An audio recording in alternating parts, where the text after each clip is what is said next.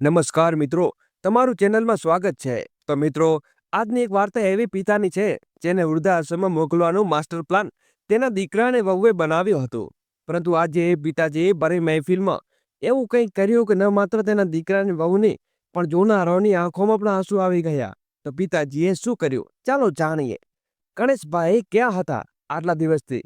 અમને કંઈ જણાવ્યું નહીં અને એમ જ ગાયબ થઈ ગયા. અહીં તમે ચિંતામાં મુકાઈ ગયા હતા કે ભગવાન જાણે ગણેશભાઈને શું થયું હશે, કેમ નથી આવ્યા? તબિયત તો ઠીક છે ને? કોઈ તકલીફ કે પરેશાની તો નથી ને? આને ગણેશબાબુ બોલ્યા, મદનભાઈજી, હવે હું બિલકુલ ઠીક છું. બે દિવસથી તબિયત થોડી વધુ ખરાબ થઈ ગઈ હતી, એટલે ફરવા માટે અહીં આવી શક્યો નહીં. અચ્છા, શું થયું હતું ભાઈ? ગણેશભાઈ, બીમારીમાં બેદરકારી કરવી એ સારી વાત નથી.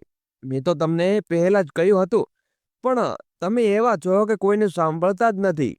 મદનજીએ તેમની સાથે આવેલી તેમની પત્નીને પૂછ્યું, શું થયું હતું ગણેશભાઈ તમને? ત્યારે મદનબાબુ બોલ્યા, શું થયું શું? તેઓ એક અઠવાડિયાથી હાથ પગમાં હલકડ જેવું લાગતું હતું. ક્યારેક માથું દુખતું, ક્યારેક હળવું શરીર ગરમ રહેતું. અને મેં ત્યારે જ કહ્યું હતું કે ડૉક્ટરને બતાવીને યોગ્ય દવા લઈ લો, પણ ના, અમારું કોણ સાંભળે છે? અહીં તો પોતાને જ ચલાવશે. કરુણબાબુએ ટોણા મારતા ઈરાદે મદનજીએ આ વાત કહી. તો ગણેશજી બાબુ હસવા લાગ્યા અને બોલ્યા, અરે ભાઈ, એવી વાત નથી. દવા તો મેં લીધી હતી, પણ આરામ નથી પડ્યો. અચ્છા, આવું કેમ આરામ નથી પડ્યું તું? કોઈ સારા ડૉક્ટર પાસે લઈ હોત તો તેને. પણ તમે તો ડબ્બામાં રાખેલી પેરાસિટામોલની ગોળીઓ ખાતા રહેશો. પણ આ મજાલ છે, જ્યાં સુધી શરીર બિલકુલ ન ચાલે ત્યાં સુધી તમે ડૉક્ટરની દુકાને જાઓ જ નહીં. મદન બાબુએ પોતાની પત્નીને કહ્યું. તો તેમની પત્ની થોડું હસવા લાગી. હવે બસ કરો, તમે તો ભાઈ સાહેબને દાટવા લાગ્યા. 2 દિવસ પછી બિચારા આવ્યા છે, અને પણ બીમારીમાંથી ઉઠીને. તમારે તો તેમની સંભાળ રાખવી જોઈએ, અને તમે છો તેની સંભાળ રાખવા લાગ્યા છો. ત્યારે મદનબાબુ બોલ્યા, સંભળાવું મારા હાથમાં હોત તો હું માની સાથે શું ન કરવો હોત. કહીને થાકી ગયો છું કે આટલું બધું બીજાના વિશે ન વિચારો, થોડો પોતાના વિશે પણ વિચારો. પણ ના, મારી વાત તમને જરાય પણ સમજાતી નથી. તમને તો લાગે છે કે હું પાગલ છું. મારી વાતો એક કાનેથી સાંભળીને બીજા કાને કાઢી નાખે છે. તમે સમજાવો એમને. ત્યારે ગણેશબાબુ બોલ્યા, અરે મદનભાઈ, બધું ઠીક છે. તમે ખોખામાં પરેશાન થઈ રહ્યા છો. ભાભીજી સાચું કહે છે, તમારી સાળી સંભાળ રાખવી જોઈએ. અને તમને મને દાંટવા લાગ્યા. ત્યારે મદનજીએ કણજબાબુને કહ્યું, ભાઈ સાહેબ, હું તમને મારા મોટા ભાઈની જેમ માનું છું, એટલે તમને આટલું બધું કહું છું. હું નથી ઈચ્છતો કે ભવિષ્યમાં તમને કોઈ પ્રકારની તકલીફ ભોગવવી પડે. પણ તમને જોઈને મને એ પણ સમજાય છે કે મારી વાતો તમને આવી સમજાશે નહીં. તમે લાગે છે હું તમને ભડકાવવાની કોશિશ કરું છું, પણ મને તમને ભડકાવાથી શું મળશે? ભાઈ સાહેબ, ત્યારે કરુણબાબુ બોલ્યા, અરે ના મદનભાઈ, એવું કંઈ નથી. તમે ખોટું વિચારો છો. હું બહુ સારી રીતે જાણું છું કે તમે મારા સાચા મિત્ર છો. જો તમે મને કંઈ કહો છો તો મારા ભલા માટે કહેતા હશો જ ને? ત્યારે મદનબાબુએ ગણેશબાબુના હાથ પર પોતાનો હાથ મૂકતા કહ્યું, કરુણેશ ભાઈ, જો તને મને પોતાના જેવો માનો છો તો આજે મારી વાતને બહુ ધ્યાનથી સાંભળજો. હું તમને સલાહ અને મશવરો આપી ન જાણે કેટલા ઉદાહરણો આપીને રોજનું જેમ વાતો કરીને સમજાવું છું. પણ લાગે છે કે તમને કોઈ પણ વાત તમે સમજી નથી, એટલે હું આજે તમને સીધી સાદી રીતે સમજાવવા દઉં છું. જુઓ ભાઈ સાહેબ, તમે અત્યાર સુધી તમે તમારા બાળકો વિશે જેટલું કહ્યું છે, એટલાથી હું તમારા બાળકો વિશે ઘણું બધું જાણી ગયો છું. એટલું તમે કહ્યું છે એટલાથી હું સમજી ગયો છું કે તમારી ઓલાદને તમારી સાથે શું લેવા દેવા નથી. જો તમને કોઈ વસ્તુની પ્રેમ હોય તો એ વસ્તુ તમારી પાસે બહુ કિંમતી હોઈ શકે છે. જેટલું હું સમજી શક્યો છું, તમારી જમીન જાયદાદ, તમારી કોઈ ધન સંપત્તિ કે બીજું, જેના કારણે તેઓ હજી સુધી તમને પોતાની સાથે પોતાની પાસે રાખે છે. પણ મને એવું લાગે છે કે જે દિવસે તેમની જરૂરિયાતો પૂરી થઈ જશે અને તે દિવસે તમે તેમના માટે કોઈ કામના નહીં રહો, એ દિવસે તમને મદનજી આગળ કંઈ બોલે તે પહેલા તેમની પત્ની બોલી, હાથ પકડીને ચૂપ રહેવાનો ઈશારો કર્યો અને બોલી, બસ કરો, હવે પણ હદ કરો છો. કરુણભાઈ કંઈ નથી બોલતા. તેનો મતલબ એ નથી કે કંઈ પણ બોલતા નથી અને બોલતા જાઓ. અરે, તેમના બાળકો છે. તેમને સારી રીતે ખબર છે કે તેઓ શું કરે છે કે શું નથી કરતા. કોઈની નિજી જિંદગીમાં આટલું દખલ દેવું તમને શોભતું નથી. તમે તમારું કામ કરો અને એક સાચા ઈચ્છુક તરીકે જેટલું સમજાવવું જોઈએ એટલું તમે સમજાવી દીધું. પણ આ રીતે વાત કરવી મને બિલકુલ યોગ્ય નથી લાગતું. ત્યારે કરુણજીએ કહ્યું, કોઈ વાંધો નહીં ભાભીજી, હું એમની વાતો બુરો નથી માનતો, કારણ કે હું પણ તેમનો ભાઈ જેવો માનું છું. ત્યારે મદન બાબુએ એક વાત કહી, ભાઈ, હવે હું તમને એક વધુ નહીં કહું, ફક્ત એટલું કહી શકીશ કે અડધી રાતે ઠંડી હોય, ગરમી હોય, વરસાદ હોય, કોઈ પણ ઋતુ હોય કે દિવસ હોય કે રાત હોય, કોઈ પણ સમયે જ્યારે પણ તમને મારી જરૂર લાગે ત્યારે તમે મારો દરવાજો ખખડાવી દેજો. હું જેવો છું તેવો હંમેશા તમારા માટે હાજર રહીશ અને જેટલું મારાથી બને તેટલું હંમેશા માટે તમારી મદદ કરીશ. ત્યારે ગણેશબાબુ મુસ્કરાઈને મદદ તરફ જોવા લાગ્યા ને બોલ્યા, મદનભાઈ, તમે મારા વિશે કેટલું વિચારો છો? ઈશ્વર કરે કે તમે ક્યારે એવા પ્રસંગ આવે ને જો એવું થશે તો હું બીજાને કોઈને યાદ કરીશ.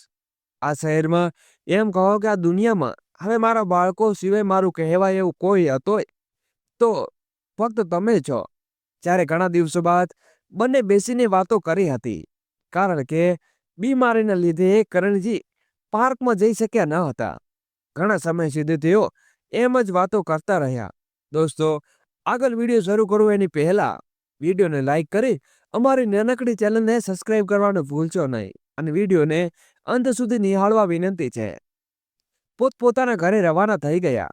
ગણેશજી, જેમની શારીરિક સ્થિતિ હજી સુધી સારી હતી, તેઓ હજી સુધી કોઈ પણ કામ કોઈના પર નિર્ભય ન હતા અને કદાચ એટલે તેમના બાળકો તેમનાથી કોઈ તકલીફ ન હતી, કારણ કે ગણેશજી હજી પણ નોકરી કરતા હતા. ગણેશજીની ઉંમર લગભગ 58-59 વર્ષની હતી અને 1 વર્ષ બાદ તેમનું રિટાયરમેન્ટ પણ આવવાનું હતું.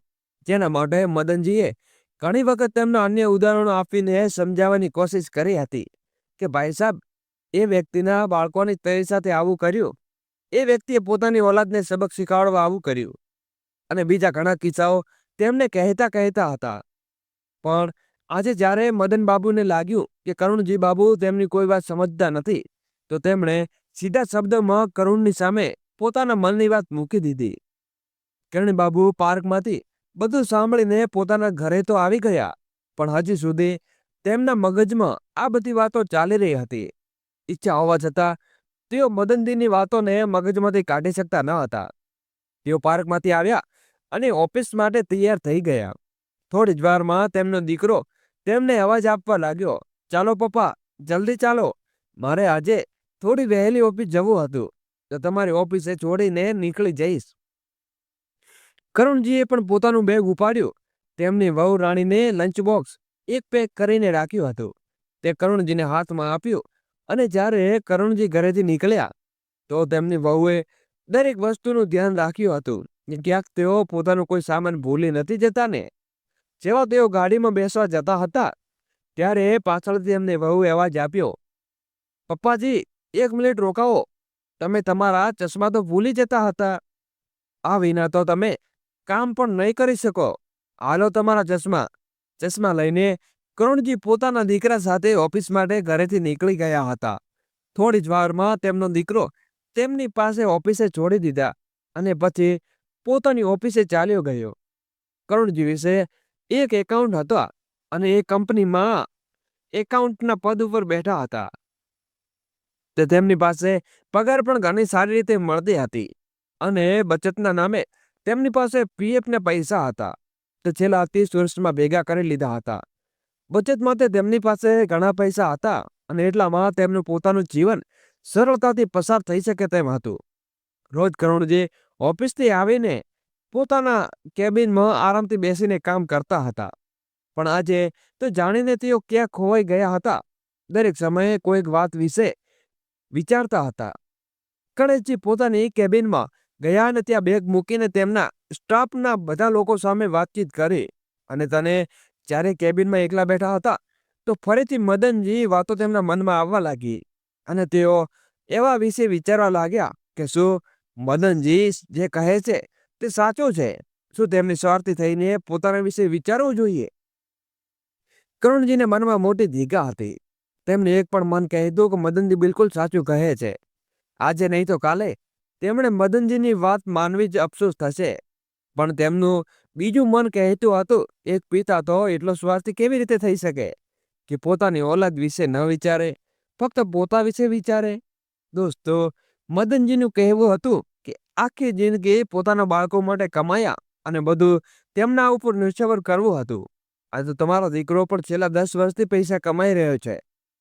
એવામાં જો 1 વર્ષના પૈસા ભેગા કરીને કરુણજી પોતાની પાસે સુરક્ષિત રાખવા માંગે છે, તો મદનજીની આ વાત તો કરણેશજીએ બેસીને વાતો વિશે વિચારવા લાગ્યા. એ બધી વાતો તેમણે મદનજીને કહી હતી, તે તેમની સાથે બની હતી. તેમાં ખરેખર એવું તો શું હતું જેણે મદનજીએ આટલો વિચારવા મજબૂર કરી રાખ્યા હતા? આ બધું વિચારતા વિચારતા કલેશજીએ પોતાના ભૂતકાળની યાદો ખોવાઈ ગયા.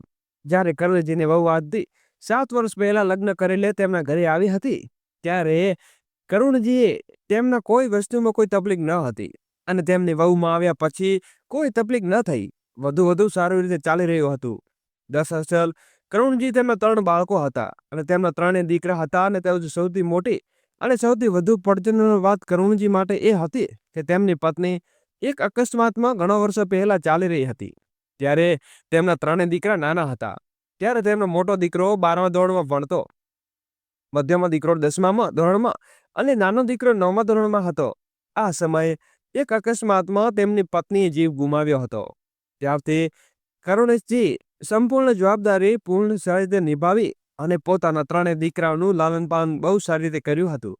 હવે તેઓ એટલા નાના તો ન હતા, પણ તેમની પત્નીના મૃત્યુ બાદ કરુણેશ બાબુએ એ વાતનું ધ્યાન રાખ્યું કે તેમના બાળકોને ક્યારેય કોઈ વસ્તુની કમી ન લાગે.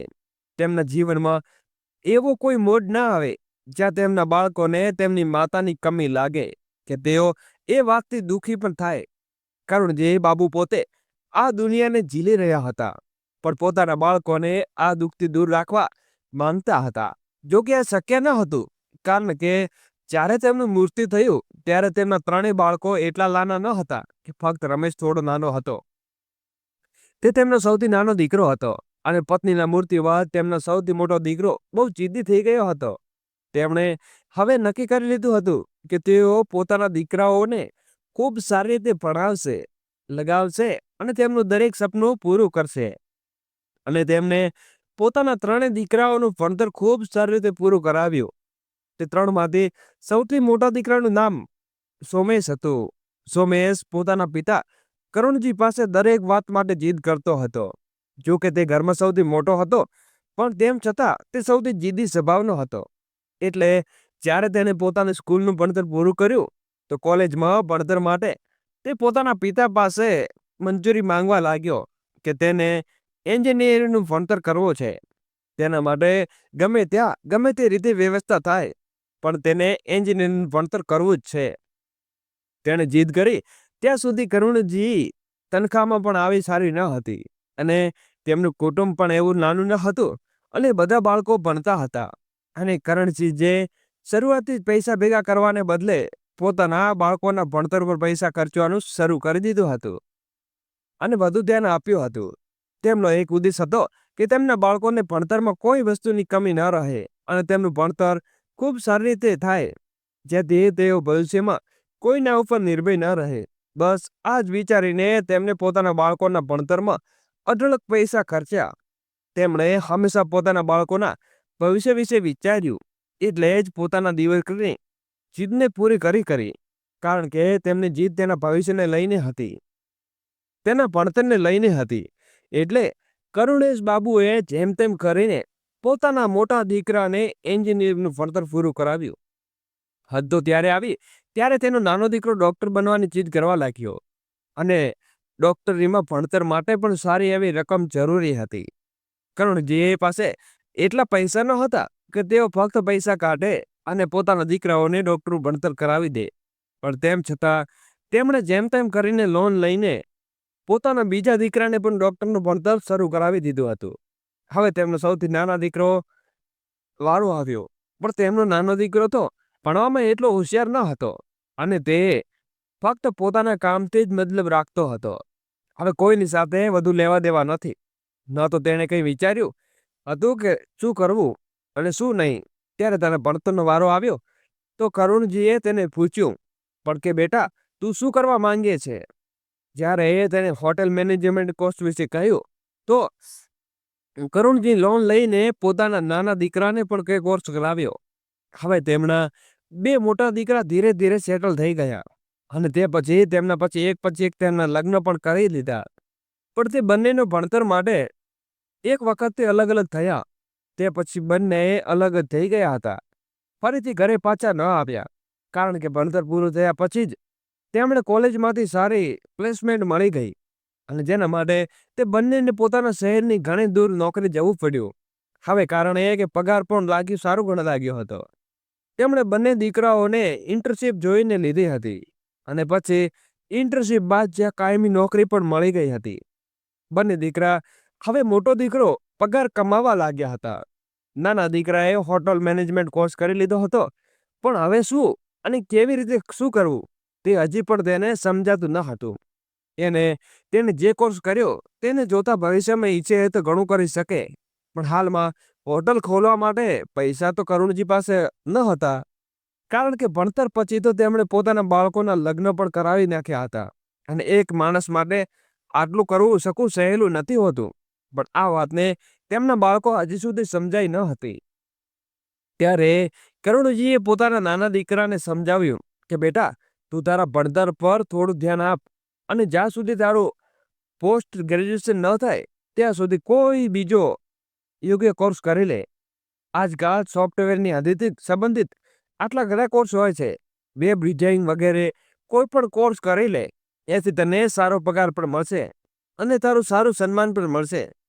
સોફ્ટવેર એન્જિનિયરિંગથી ઓછા થોડા હોય છે અને એ લોકો કરુણજીએ પોતાના દીકરાને સમજાવવા લાગ્યા હતા.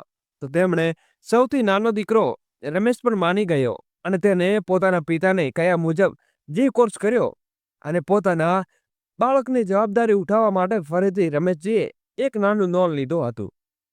તેઓ વિચારતા હતા કે તેમના બંને દીકરાઓ સેટલ થઈ ગયા પછી હવે જલ્દી જ તેમનો નાનો દીકરો પણ ક્યાંક નોકરી લાગી જાય છે તો તેના લગ્ન કરાવી દઉં અને આરામ કરું. અને એવું થયું. પણ કોર્સ પૂરો થયાના થોડા સમય બાદ રમેશ એક સારી નોકરી મળી ગઈ અને ત્યાં નોકરી કરવા લાગ્યો. હવે કારણ કે રમેશને પણ નોકરી લાગી ગઈ હતી એટલે કરુણજીએ વિચાર્યું કે હવે તેના લગ્ન પણ કરાવી દેવા જોઈએ અને એટલે જ તેમણે તેના લગ્ન પોતાના એક જાણીતા વ્યક્તિ દીકરી સાથે કરાવી દીધા. લગ્ન બાદ કરુણજીએ ઓછામાં ઓછું એટલું તો સહારો હતું કે તેઓ ઘરની બધી જવાબદારીઓ મુક્ત હતા.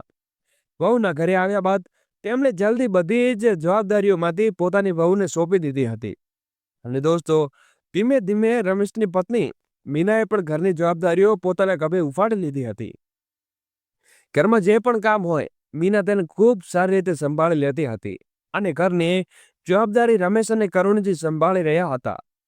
તો કરુણજીએ જલ્દી બધી જવાબદારીઓ લોન પણ ચૂકી જવા માંગતા હતા કારણ કે તેમને આખી જિંદગી ખૂબ મહેનત કરી હતી અને હવે તેઓ જલ્દીથી જલ્દી બધી લોનો અને જવાબદારીઓ ફક્ત થઈને ચેનની શ્વાસ લઈ શકે અને શ્વાસ લેવા માંગતા હતા.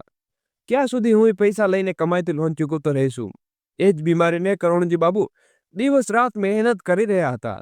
એકવાર તેમને લોન પૂરી થઈ જાય તો તેમને રાહતનો શ્વાસ આવે કારણ કે બધી ઉંમરે લોન વિશે કરુણજી હાથ પગ પણ જવાબ આપવાનું શરૂ કરી દીધું હતું. હવે તેમનાથી એવું મહેનતનું કામ થતું ન હતું, પણ મજબૂરી હતી કે તેઓ સારી રીતે જાણતા હતા અને ક્યાંક ને ક્યાંક જીવનની સચ્ચાઈ પણ વાફેક હતા. તેમને ખબર હતી કે જે લોન તેમણે લીધી છે તે ચૂકવવાની જવાબદારી પણ તેમની જ છે, તે કોઈ બીજું નહીં ચૂકવે. અને એટલે જ તેઓ અત્યાર સુધી પૂરી લગનથી કામ કરી રહ્યા હતા. દવાઓના સહારે તેમનું જીવન પણ ચાલી રહ્યું હતું અને તેઓ પોતાનું કામ કરતા કરતા જતા હતા. જોતામાં રમેશ 3 બાળકોનો પિતા બની ગયો, જેમાં સૌથી નાની રમેશની દીકરી હતી અને અત્યાર સુધી રમેશ એક પ્રાઇવેટ નોકરીમાં લાગેલો હતો અને અવારનવાર એ જ કહેતો હતો એકવાર થોડા પૈસાની વ્યવસ્થા કરી દઉં, પછી કોઈ સારી હોટલ ખોલું. ક્યાં સુધી બીજાને ત્યાં નોકર લઈએ અને બનીને રહું? ક્યાં સુધી બીજાને નોકરી કરતો રહું? આવી જ વાતો તે કરતો હતો, જેના કારણે કદાચ તે મોટા થોડા પૈસા ભેગા કરી રહ્યો હતો. અને અત્યાર સુધી કરુણજી બાબુએ પણ પોતાની બધી લોન સંપૂર્ણપણે ચૂકવી દીધી હતી. આજે પોતાની લોનની છેલ્લો હપ્તો જમા કરાવવા બાદ કરુણજી બાબુએ ખૂબ શકૂન લાગ્યું અને ઘરે જતી વખતે તેઓ પોતાના નાતનો માટે મીઠાઈ લઈ ગયા હતા. તેમના માટે થોડા રમકડા પણ લઈ ગયા હતા. કરુણજીએ બાબુએ જોતજોતાના બાળકો દાદાજી દાદાજી ચીસો પાડવા લાગ્યા. કરુણજી બાબુએ મીના પાસે એક ગ્લાસ પાણી માંગ્યું તો મીના પણ પોતાના સસરા માટે પાણીનો ગ્લાસ લઈને આવી ગઈ હતી. અને ત્યારે કરુણજી બાબુએ મીનાના હાથમાં મીઠાઈઓ આપીને બોલ્યા, આ લે બેટા, આજે તું બધા ઘરમાં ખાવા બાદ મીઠાઈ પણ આપજે. અત્યારે અચાનક કરુણજી બાબુએ મીઠાઈ લાવેલા જોઈને તેમની વહુ મીના બોલી, શું થયું પપ્પાજી? આજે અચાનક મીઠાઈ લઈને આવ્યા છો? બધું ઠીક તો છે ને? એટલે તે કોઈ ખુશીની વાત છે હોય તો મને પણ કહો. ત્યારે કરુણજી બાબુ બોલ્યા, હા વહુ, ખુશીની વાત તો છે અને મારા માટે ખૂબ મોટી ખુશીની વાત છે. આ સાંભળીને મીના બોલી, અચ્છા, એવું શું થયું પપ્પાજી, તમે આટલા ખુશ છો? ત્યારે ગણુજી બાબુએ કહ્યું, ઈશ્વરની કૃપાથી આજે હું મારા બધા કરજમાંથી મુક્ત થઈ ગયો છું. અને બેટા, આ બંને લોન હવે જઈને હું બધા કરજમાંથી મુક્ત થઈ ચૂક્યો છું. આજે જઈને સકૂનની નીંદ આવશે. આ ખુશીમાં બધા મીઠાઈઓ લઈને આવ્યો છું. આ સાંભળીને મીનાની આંખોમાં ચમક આવી ગઈ અને મીના ખુશ થઈ ગઈ. મીના ખુશ થતા તેણે મીઠાઈ લીધી ને બોલી, આ તો ખૂબ સારું થયું પપ્પાજી. ચાલો સૌથી પહેલા હું તમને મીઠું મોઢું કરાવી દઉં. તમે રોકાઓ, હું બધા માટે મીઠાઈ લઈ આવું. એ દિવસે મીનાએ બધા મીઠાઈ ખવડાવી અને બધા ખુશ ખુશ થયા. સાંજે રમેશ ઘરે પાછો આવ્યો ત્યારે મીનાએ જ્યારે આ વાત રમેશને કહી તો તેણે પણ ખૂબ ખુશ થયો. એમ કહો કે ઘરમાં સૌથી વધુ ખુશ જો હોય તો રમેશ જ હતો. ખુશીના માર્યા તે પોતાના બંને હાથ ફેલાવીને ચીસો પાડતો બોલ્યો, યસ, આપણો એ દિવસ આવી ગયો જેનું હું આટલા સમયથી રાહ જોઈ રહ્યો હતો. હવે મીના, પપ્પાની ખાતરદારીમાં કોઈ કસર ન હતી રહેવી જોઈએ. તમે જે રીતે મારે જે કામ કરવું જ પડશે એટલું હું આટલા દિવસથી વિચારીને બેઠો છું. તો મીના બોલી, અરે, તમે શા માટે પરેશાન થાઓ છો? તમે બિલકુલ નિશ્ચિત રહો. એ તો પહેલેથી બધું વિચારી રાખ્યું હતું અને આ બધાને ધ્યાન રાખીને જ હું બધું કામ કરું છું. અકી ન હોય તો તમે પપ્પાજીને પૂછી લો. તેઓ તમારી સાથે મારી સાથે બુરી નહીં કરી શકે, કારણ કે હું એટલી સારી રીતે તેમની સાથે વર્તન કરું છું. આખા મહોલ્લામાં મારી વાહવાહી ફૂલ બાંધે છે. મારા હિસાબે તમારે હવે જલ્દી તેમની સાથે વાત વિશે કરી લેવી જોઈએ. તો રમેશ બોલ્યો, તું બિલકુલ પરેશાન ન થા. મેં બધું વિચારી રાખ્યું છે કે મારે શું, ક્યારે અને કેવી રીતે કરવું છે. મારે હવે મોડું નથી કરવું. ઈધર મેં બાકીની બધી તૈયારીઓ કરી રાખી છે. ઈધર હું પપ્પાને મનાવીશ અને ઉધર મારા બધા કામ બનતા જશે. અત્યાર સુધી તો આ બધા વિશે તેમણે પોતાના રૂમમાં જ વાત કરી રહ્યા હતા અને ઉપર ઘણા સમય બાદ કરુણજી શકૂનની નીંદ સૂતા હતા. અને સૂઈ શકે શા માટે? આખરે આટલા લાંબા સમયથી જે કરજમાં તેમના માથા ઉપર હતું તેનામાંથી આજે તેઓ મુક્ત થયા હતા. તો આજે તેમણે ખૂબ હળવાશ અનુભવાઈ રહી હતી. આજે તેઓ નિશ્ચિત હતા અને તેમને જોઈ વાતની ટેન્શન ન હતી. એટલે તેઓ આટલા શકૂનથી સૂતા હતા. અને બીજે દિવસે સવારે મીના રોજની જેમ નાહી ધોઈને તૈયાર થઈ ગઈ. બધા માટે નાસ્તો તૈયાર કર્યો અને પોતા સસરા અને પતિ માટે લંચ બનાવીને પેક કરી દીધું. ઈધર મીનાએ લંચ બનાવીને તૈયાર કરી દીધું હતું અને ઉધર રમેશ પણ નાહી ધોઈને તૈયાર થઈને નીચે બેસી ગયો હતો. ટેબલ ઉપર બધાની સાથે આવ્યો હતો. બંને બાળકો પણ સ્કૂલની માટે તૈયાર થઈ ગયા હતા. પણ રોજ સમયસર ઉઠનારા કરુણજીજી આજે હજી સુધી પોતાના રૂમમાંથી બહાર નતા આવી નીકળ્યા. આ જોઈને રમેશ ચોંક્યો, પણ સાથે મીના પણ ચોંકી ગઈ. રમેશ આજે ડાઇનિંગ ટેબલ ઉપર આવ્યો તો મીનાને પૂછવા લાગ્યો, મીના, પપ્પા આજે હજી સુધી નીચે નથી આવ્યા કે પછી આવ્યા તો મને સાંજે વહેલા ઓફિસે નીકળી ગયા? તો મીના બોલી, ના ના, આજે તો પપ્પાજી રૂમમાંથી બહાર નથી નીકળ્યા. હું જાતે ક્યારની અહીં જોતી રહું છું. મને તો લાગતું હતું કે ક્યાંક ઘડિયાળ ખરાબ ન થઈ ગઈ હોય, કારણ હે પપ્પાજી આટલા મોડા સુધી સૂતા નથી ને? તેની વાત સાંભળીને રમેશ બોલ્યો, મીના, તે પપ્પાના રૂમમાં જઈને જોયું તો તેઓ ઠીક છે ને? ક્યાંક તેમણે કોઈ તકલીફ કે પરેશાની તો નથી ને? ના ના, હું તો રોજની જેમ બધા માટે નાસ્તો અને ખાણું બનાવવામાં વ્યસ્ત છું. હું ક્યાંય જોવા ગઈ નથી. રમેશની વાત સાંભળીને થોડું પરેશાન થતા મીના બોલી તો રમેશ બોલ્યો, અચ્છા ઠીક છે, કોઈ વાંધો નહીં, તું પરેશાન ન થા. હું જઈને જોઉં છું કે શું વાત છે. પપ્પાજી હજુ સુધી કેમ નથી ઉઠ્યા? તું લંચ પેક કર, હું જોઈને આવું છું. આટલું કહીને રમેશ પોતાના પપ્પાને એટલે કરુણજીને રૂમમાં ગયો અને દરવાજો ખખડાવવા લાગ્યો, પણ કોઈએ અવાજ ના આપ્યો. તો રમેશે દરવાજો ખોલ્યો અને અંદર જઈને જોયું તો હજી સુધી કરણજી બાબુ ગાંઠ નીંદમાં સૂતેલા છે. આ જોઈને રમેશે ખૂબ આશ્ચર્ય થયું અને પછી તે પોતાના પિતાને હલાવતા જગાડવા લાગ્યો. ઘણી અવાજવાર આપ્યાથી તેઓ હજી ન ઉઠ્યા અને રમેશ થોડો જોરથી ચીસો પાડી અને પિતાને ઝંઝોળી દીધા. ત્યારે જઈને કરુણેશ બાબુએ આંખો ખોલી. જ્યારે તેમણે રમેશે પોતાના રૂમમાંથી પોતાની પાસે જોયો તો તેઓ થોડા પરેશાન થઈ અને પોતાની આંખો ઉપર ચશ્મા લગાવ્યા અને બોલ્યા, રમેશ બેટા, તું અહીં શું કરે છે? બધું ઠીક તો છે ને? ત્યારે રમેશ પોતાના પપ્પાને પલંગ ઉપર બેસતા બોલ્યા, એ જ પૂછવા માટે હું તમારી પાસે આવ્યો છું. પપ્પા, બધું ઠીક તો છે ને? તમારી તબિયત તો ઠીક છે ને? તમને તાવ જેવો નથી ને? કરુણજી બાબુ બોલ્યા, હા બેટા, હું બિલકુલ ઠીક છું. શું થયું? તું આવું કેમ પૂછે છે? ત્યારે હસતા રમેશ બોલ્યા, શું એટલામાં માટે પૂછું છું કે પપ્પા, કારણ કે સવારે 9 વાગી ગયા છે અને હજી સુધી તમે સૂઈ રહ્યા છો. આવું તો ક્યારેય નથી થયું પપ્પા. 9 વાગ્યા સુધી તો તમે નિહાળે નાહી ધોઈને બિલકુલ તૈયાર થઈ જાઓ છો અને હું જ્યારે પણ મારા રૂમમાંથી આવું છું તો તમે મને ડાઇટિંગ ટેબલ ઉપર દેખાતા હતા. પણ આજે તમને શું થયું કે તમે તમારી આંખો પણ ન ખુલી? દોસ્તો, આગળ વિડીયો શરૂ કરું એની પહેલા વિડીયોને લાઈક કરી અમારી નાનકડી ચેનલને સબસ્ક્રાઇબ કરવાનું ભૂલશો નહીં અને વિડીયોને છેલ્લે સુધી નિહાળવા વિનંતી છે, કારણ કે આવી હાલત તમે ભાગ્યે જોઈએ છે. રમેશ વાત સાંભળીને ચોંકતા પોતાની ઘડિયાળ જોતા કહ્યું, અરે સાચું 9 વાગી ગયા છે શું? અને પોતાની ઘડિયાળ ડોકું નાખતા બોલ્યા, અરે ના બેટા, સાચે 9 વાગ્યા છે. આજે તો ખબર નહીં કેવી રીતે મારી આંખ ન ખુલે. આજે તો બહુ મોડું થઈ જશે. ઉતાવળ કરે રમેશબાબુ પોતાના પલંગમાંથી ઉઠ્યા અને બાથરૂમમાં જવા લાગ્યા અને બોલ્યા, તમે મોડું નથી થતું. જો તમને મોડું થયું હોય તો તું ચાલ્યો જા રમેશ. રમેશ બોલ્યો, ના પપ્પા, મોડું કેમ થશે? હજી તો ઘણો સમય છે. હું તો બસ એમ જ વિચારતો હતો, હજી સુધી તમે કેમ ન ઉઠ્યા? રોજ તો તમે સમય સુધી તૈયાર થઈ જાઓ છો. હા બેટા, સોરી બેટા, ખબર નહીં કેવી રીતે આંખ ન ખુલી. આટલું કહીને કરુણજી બાથરૂમમાં ગયા અને બોલ્યા, બસ 5 મિનિટમાં આવું છું, તું જઈને નાસ્તો કરી લે. તો રમેશ બોલ્યો, કંઈ વાંધો નહીં પપ્પા, ક્યારે થોડું ઘણું મોડું થઈ જાય તો હવે આટલી નાની વાતને લઈને તમે આટલા પરેશાન ન થાઓ. તમે આરામથી નાહી ધોઈને આવો, હું આરામથી નાસ્તો કરીને આપણી ઓફિસમાં જઈશ. આટલું કહીને રમેશ બહાર આવી ગયો અને ડાઇટિંગ ટેબલ ઉપર તેઓ લોકો રાહ જોવા લાગ્યો હતો. ત્યારે ડાઇટિંગ ટેબલ ઉપર જ્યારે કરુણજી બાબુ તૈયાર થઈને પહોંચ્યા તો મીના હસતા હસતા બોલી, પપ્પાજી, આજે તમે એટલા ગાઢ નીંદમાં સૂતા હતા કે તમારી આંખો જ ન ખોલી.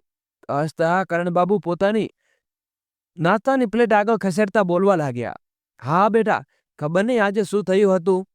તે મીનાને હસતા હસતા કહ્યું, ક્યાં ગઈ હતી? કાલની વાતની અસર તો નથી ને?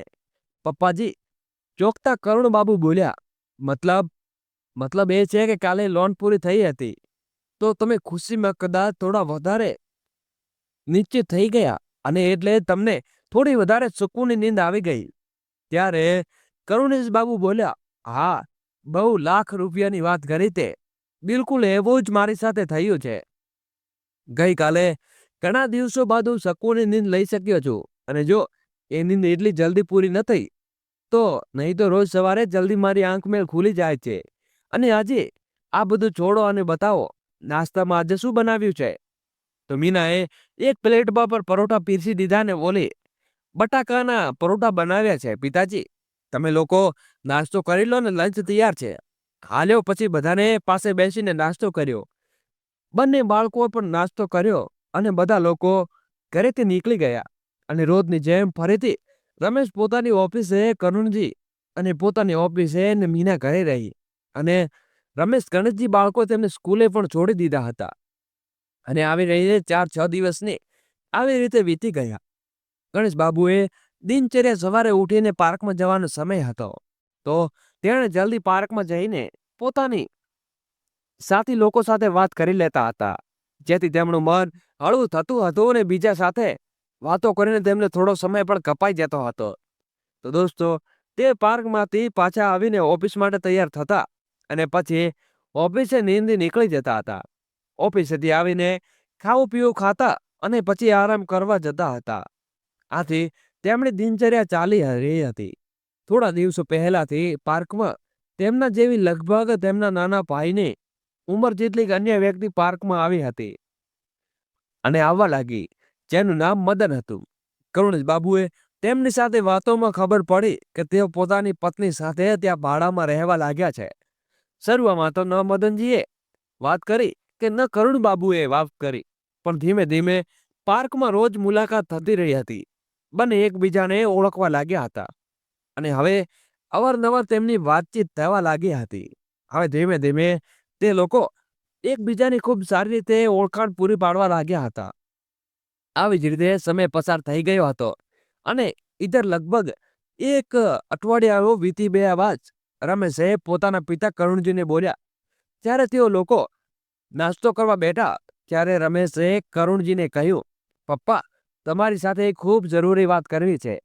ઘણા દિવસોથી હું તમારી સાથે આ વાત કરવા માંગતો હતો, પણ આટલા દિવસોથી તો પહેલાથી તમને એટલી સમસ્યાનો ઘેરાયેલો હતો કે મારી હિંમત પણ ન થઈ. અને પછી છેલ્લા એક અઠવાડિયાથી મારું શેડ્યુલ એટલું વ્યસ્ત હતું કે ચાલી રહ્યું હતું, હું તમારી સાથે વાત પણ ન કરી શક્યો. કશું વાંધો નહીં દીકરા, તું હવે મારી સાથે વાત કરી છે. રમેશની વાત સાંભળીને કરુણજી બોલ્યા, અચ્છા, શું થયું બેટા? બહુ પરેશાન લાગે છે. બધું ઠીક તો છે ને? અને એવું પણ શું કામ આવી ગયું તમે મારી સાથે વાત કરવાનો પણ સમય ન મળ્યો? એક અઠવાડિયાથી આ સાંભળીને ગુસ્સામાં ઝઝુમતો રમેશ બોલ્યો, શું કહું પપ્પા, મદદ કરવા ચાલો. આજે તેમની હું કામ નહીં દઉં. અને લોકોએ આ વાત ગેરલાભ ઉઠાવી લીધો. તે લોકો મને પાગલ સમજે છે પપ્પા. થોડા દિવસો પહેલા બીજો છોકરો હતો, કોઈ કારણસર તેની કંપનીમાં કાઢી નાખ્યો અને હવે તેમનું કામ પણ તેને સોંપી દીધું છે.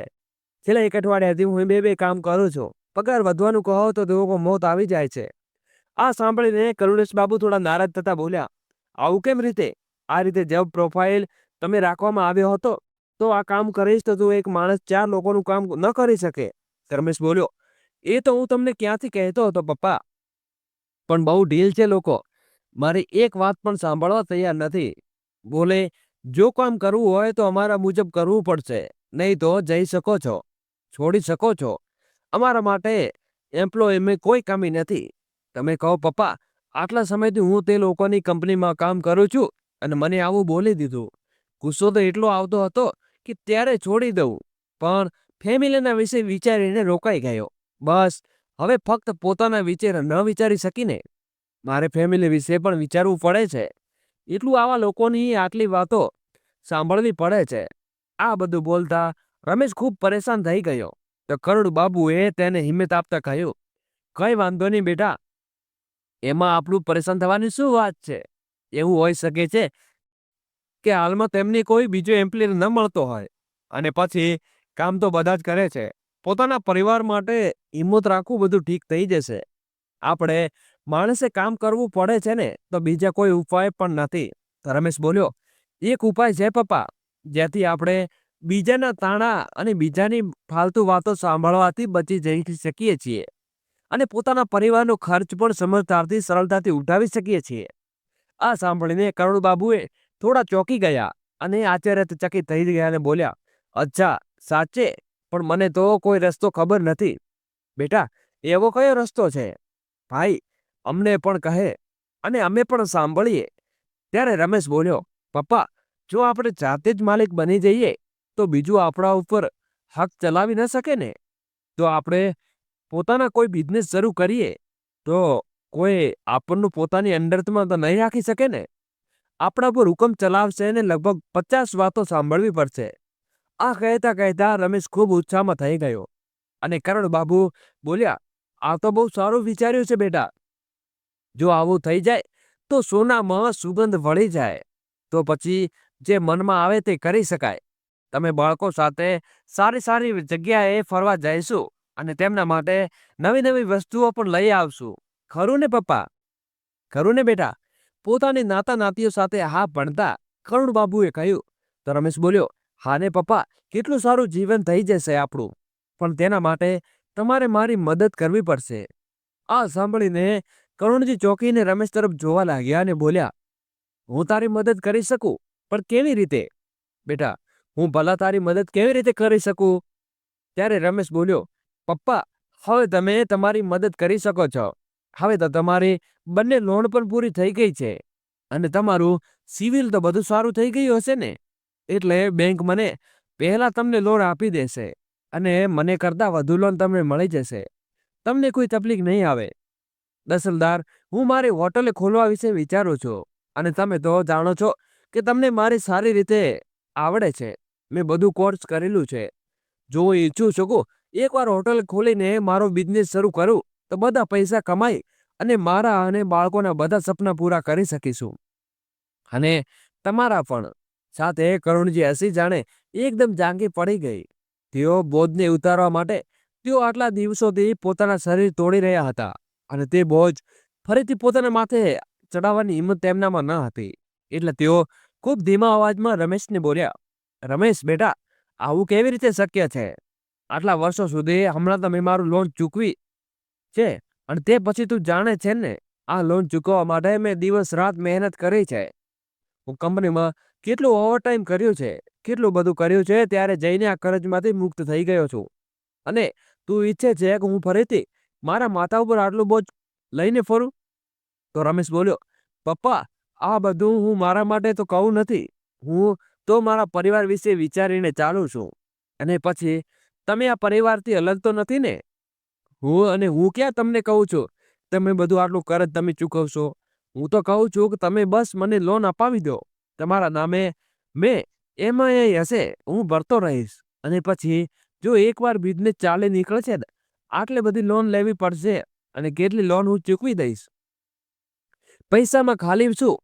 પપ્પા, જરા વિચારી જુઓ. આ વાતથી કરુણજી ખૂબ જ પરેશાન હતા, પણ તેમને રમેશને તેના વિશે કહીને કહ્યું તો ચૂપચાપ રહ્યા. રમેશે પણ થોડા સમય એનો આપ્યો અને તે વિચારી કહેજો. પપ્પા, પણ બીજા દિવસે કરુણજીએ તેને ના પાડી દીધી ને કહ્યું, બેટા, હું મારા માથા ઉપર આટલું બોજ નહીં લઈ શકું. જો હું તને લોન જોઈએ તો હું તારા નામે નીકળાવી લે 4 દિવસો સમય લાગશે. વધુમાં વધુ એક અઠવાડિયું લોન નીકળી જશે. પણ રમેશ આ વાતથી નારાજ થઈને ગયો ને બોલ્યો, દુનિયા માટે આપણું બધું કરી દીધું, પણ જ્યારે આપણા માટે કરવાનો વારો આવ્યો તો હંમેશા હાથ ઊંચા કરવા લાગ્યા. અરે, ઓછામાં ઓછું થોડી શરમ તો કરો. તમારી વહુ દિવસ રાત તમારી સેવા કરે છે. આટલું બધું તમે તમારા માટે કરીએ છીએ અને મારા વિશે નહીં, આના વિશે તો વિચારો. પણ મારા માટે આટલું કરી દો. જ્યારે રમેશે વધુ દબાણ કર્યું તો રમેશે તેની વાત માની લીધી. તેને લોન અપાવી દીધી. ધીમે ધીમે પસાર સમય ગયો.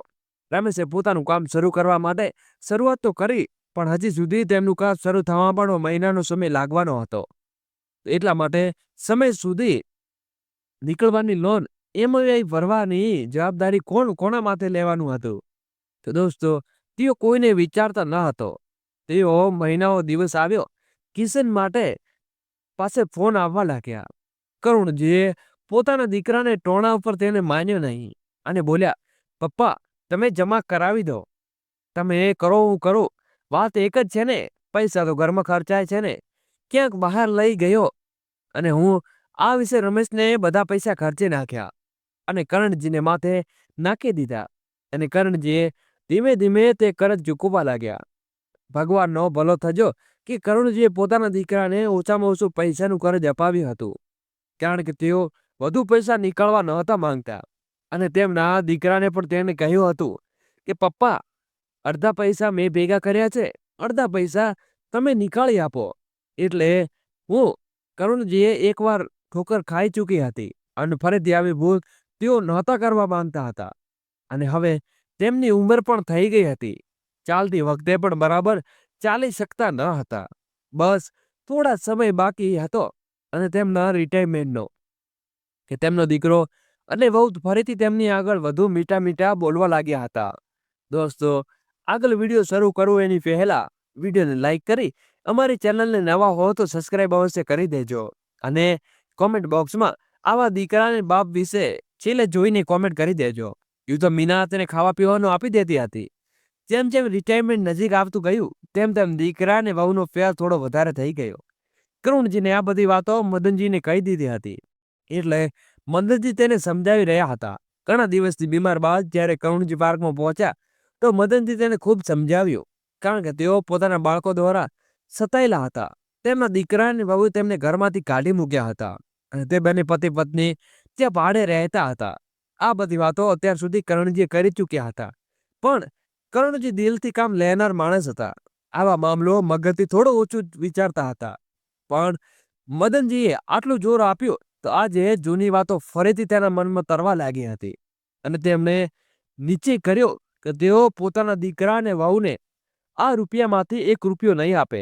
અને પછી ધીમે ધીમે દિવસો પસાર થવા લાગ્યા અને રિટાયરમેન્ટ નજીક આવતું હતું. તે દિવસે પસાર તેમના મોટો દીકરો સોમેલ પણ મધ્યનો દીકરો અને વહુઓ બધા ઘરે આવી ગયા. તે બંને રમેશના ઘરે પોતાના પિતા સાથે સારો સમય વિતાવવા લાગ્યા અને પોતાના પિતાને પોતાની જરૂરિયાતો જણાવવા લાગ્યા.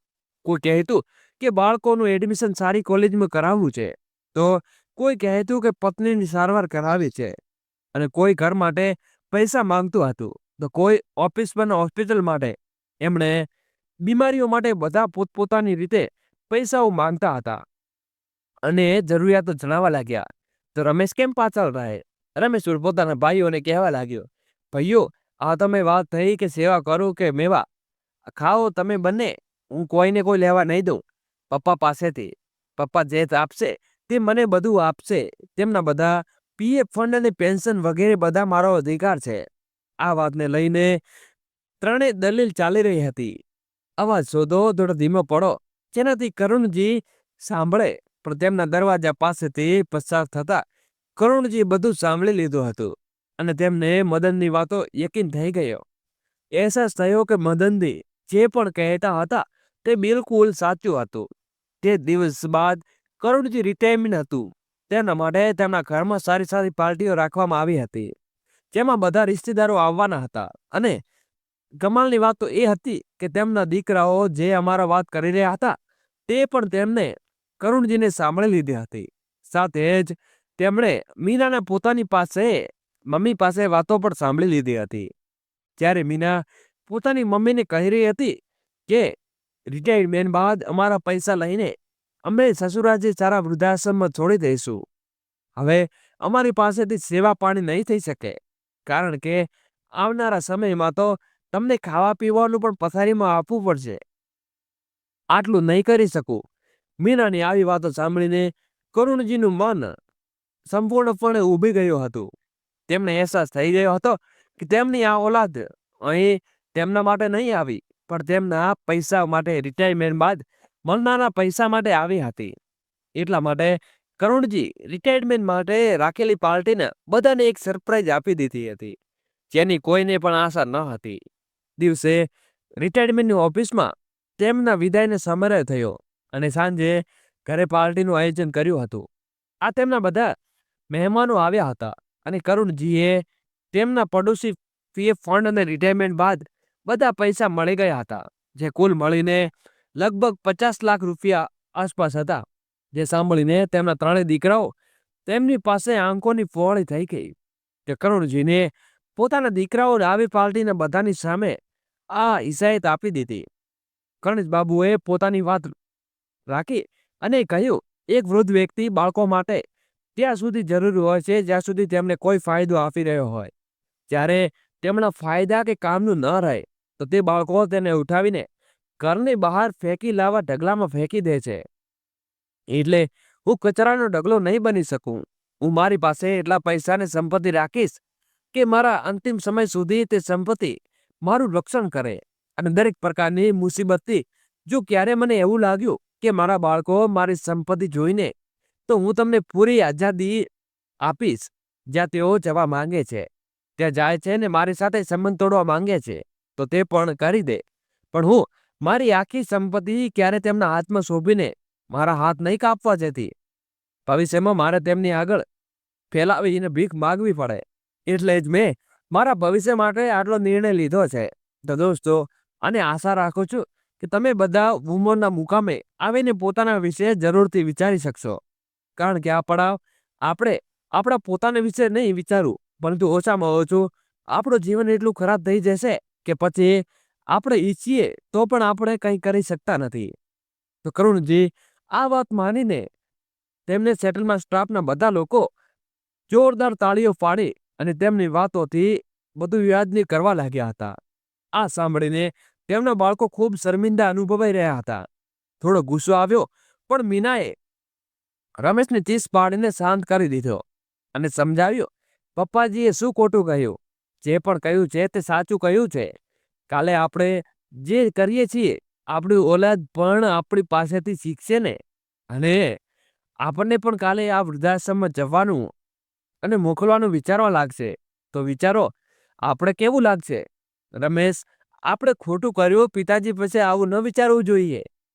અને મીનાએ તો ભૂલનો અહેસાસ થઈ ગયો હતો, પણ મીનાએ રમેશને પણ તેમના ભૂલનો અહેસાસ કરાવ્યો અને સમજાવ્યું કે તેમના પિતાની જે પણ ધન સંપત્તિ છે તેમાં પિતાની મૃત્યુ બાદ વૈસવી રમેશની છે. તો તે શા માટે નજીકમાં જીવીને તેમનું જીવન નર્ક બનાવવા માંગે છે? શા માટે તે તેમનું જીવન એટલું ખુશીથી ભરી દે કે તેના પિતા ખુલ્લા દિલે પૂરા પ્રેમથી પોતાનું બધું તેના હવાલે કરી દે? મીનાએ તેને ખૂબ સમજાવ્યું અને આખરે તે રમેશથી સમજી ગયો. તેને પોતાની ભૂલનો અહેસાસ થઈ ગયો અને એટલે જ હવે રિટાયરમેન્ટ બાદ પોતાના પિતા રમેશની પિતા સાથે ખૂબ પ્રેમ અને ઇજ્જતની વાતો કરતો હતો.